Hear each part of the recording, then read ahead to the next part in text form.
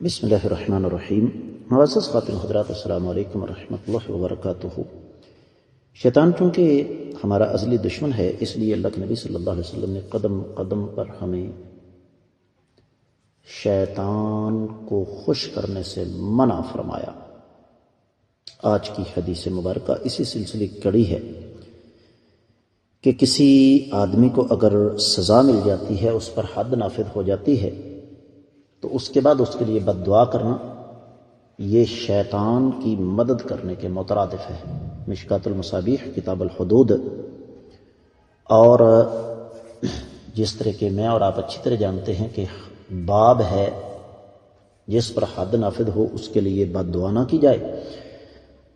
3626ویں حدیث ہے کتاب میں اور دوسری باب میں۔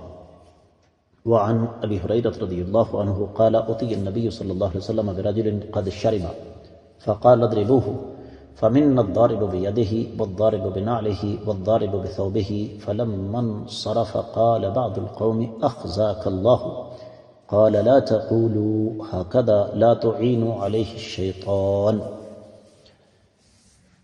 معزز خواتین حضرات، حدیث کی عبارت آپ نے سماعت فرمائی۔ ترجمہ کرنے سے پہلے میں آپ کو بتا دوں کہ یہ حدیث صحیح بخاری میں ہے، کتاب الحدود ہے، چوتھا باب ہے کہ شرابی کو چھڑی اور جوتے سے مارنا۔ 6777ویں حدیث ہے اور 6781 بھی ہے۔ سنن ابی داؤد میں 4477ویں ہے۔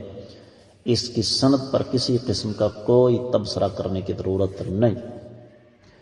ترجمہ اس کا یہ ہے کہ سیدنا ابو ہریرہ رضی اللہ تعالیٰ عنہ آقا علیہ الصلوۃ والسلام سیدنا ابو ہریرہ رضی اللہ تعالیٰ عنہ آقا علیہ السلام سے روایت کرتے ہیں کہ آپ کے پاس ایک شخص لایا گیا جو شراب پیے ہوئے تھا۔ آپ نے فرمایا اسے مارو۔ تو سیدنا ابو ہریرہ رضی اللہ تعالیٰ عنہ فرماتے ہیں کہ کچھ لوگوں نے اسے اپنے ہاتھوں سے مارا، بعد نے جوتے سے مارا، بعد نے کپڑے سے مارا۔ تو جب مار چکے تو وہ جانے لگا تو کسی نے کہا کہ اللہ تجھے رسوا کرے۔ آقا علیہ الصلوۃ والسلام نے فرمایا اس طرح کے جملے مت کہو، اس کے معاملے میں شیطان کی مدد نہ کرو۔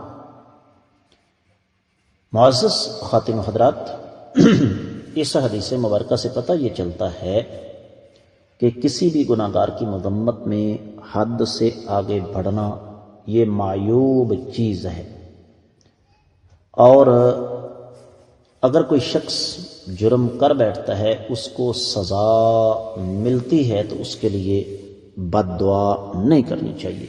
امید ہے کہ یہ حدیث آپ کو اچھی طرح سمجھ آ گئی ہوگی۔ اس کے ساتھ ہی آج کے سبق سے دیجیے اجازت۔ السلام علیکم ورحمۃ اللہ وبرکاتہ۔